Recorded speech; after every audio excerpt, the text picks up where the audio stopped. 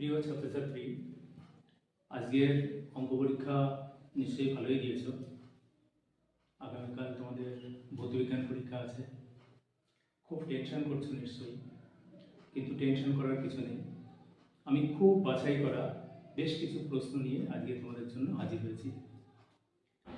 দেখো, ভৌতবিজ্ঞানে short question থাকে প্রচুর, 15টা এমসিকিউ থাকে, আর তারপরে থাকে 21টা ছোট কোশ্চেন।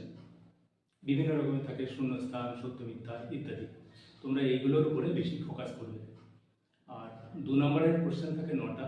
এই কোশ্চেনগুলো ভালো করে পড়বে, আমি এখানে যেগুলো দিয়েছি। আর 3 নম্বরের দিয়েছি অনেকগুলো, 3 নম্বরের 12টা লিখতে হয়। এগুলো তোমরা ভালো করে দেখবে।